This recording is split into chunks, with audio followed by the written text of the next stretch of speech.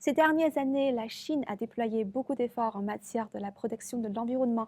Avez-vous observé une amélioration notable dans ce domaine? Pourriez-vous donner des exemples?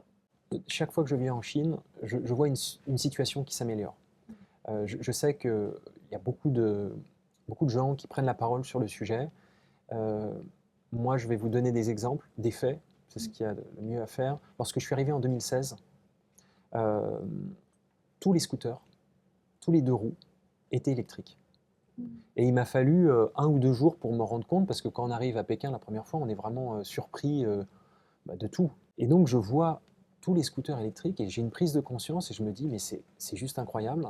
On est en 2016 et la Chine a déjà pris les devants et tous les deux roues. Parce qu'en fait, ce qu'il faut savoir, c'est que ce sont les deux roues qui polluent le plus ou qui rejettent beaucoup de polluants, en fait.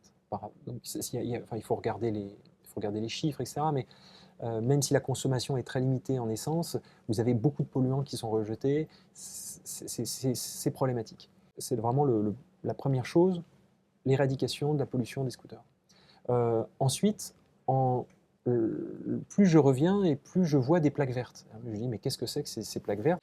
Et puis on me dit, non, non, il y a de plus en plus de plaques vertes parce que ce sont des voitures électriques. Euh, et donc, je vois une évolution également dans le parc automobile qui est également a tendance à devenir plus vert. Alors, bien sûr, ce n'est pas la panacée, mais quand vous enlevez des moteurs thermiques, vous enlevez une certaine source de pollution. Donc ça, c'est une amélioration notable qui est incontestable. On peut le constater avec, avec ses yeux. Et puis, euh, et puis après, c'est plutôt dans les campagnes, dans les provinces, les grandes provinces, c'est la présence de parcs et de réserves naturelles, avec de véritables sanctuaires, même des forêts primaires qui sont préservées, ultra protégées, des abeilles que j'ai pu voir à Shenanjia, à Shenong. Et donc, tous ces exemples me font prendre conscience que la Chine est en train d'aller très vite sur les problématiques d'environnement et d'écologie. Ça lui a été longtemps reproché, mais j'ai l'habitude de dire on ne peut pas se battre contre des a priori, et il ne faut pas perdre de temps à se battre contre les a priori, parce qu'on laisserait beaucoup trop d'énergie. Vous savez, les Bédouins disent les chiens aboient, la caravane passe. Et puis j'ai bien l'impression que la Chine va très vite sur ce sujet, et ça fait plaisir à voir.